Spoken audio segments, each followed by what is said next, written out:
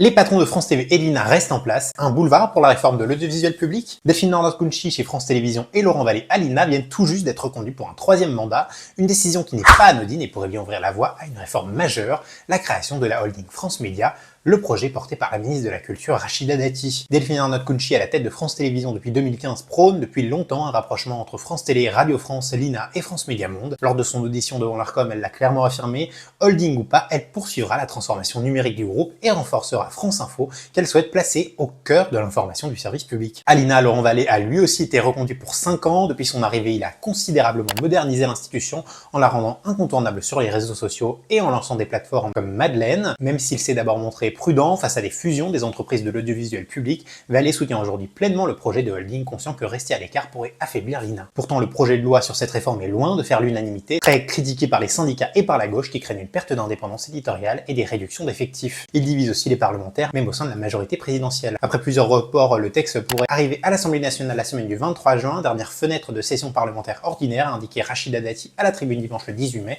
précisant que cette réforme attendue depuis plus de 10 ans est toujours à l'ordre du jour. Pourtant, sa lecture en séance publique reportée sine die par le gouvernement à l'avant-veille de la date prévue initialement, après un examen particulièrement laborieux en commission des affaires culturelles. Si le créneau n'est pas trouvé en juin, le texte pourrait à défaut être examiné au cours d'une session extraordinaire souhaitée par la présidente de l'Assemblée nationale Yael Braun-Pivet. Compte tenu de l'agenda assez chargé du Palais Bourbon, celle-ci a plaidé pour que l'Assemblée nationale soit au travail au mois de juillet et probablement en septembre afin de pouvoir achever l'examen d'un certain nombre de textes, dont la PPL relative à l'audiovisuel public. La convocation d'une telle session relève du président de la République, il faut donc que les agendas politiques comme les planètes soient alignés pour que la réforme débouche quelque part. La reconduction des deux dirigeants favorables à la réforme pour des mandats potentiellement très courts apparaît donc comme un coup de pouce clair à la réforme de Dati, misée sur la continuité pour faciliter la mise en place d'une réforme complexe et controversée. Et vous, est-ce que vous pensez que Rachida Dati va réussir à faire passer cette réforme clé pour son bilan avant de se jeter dans la bataille pour les municipales à Paris? Et est-ce que cette loi passera aussi grâce aux voix de l'extrême droite? Je vous laisse me dire comment vous pensez que ça va finir en commentaire.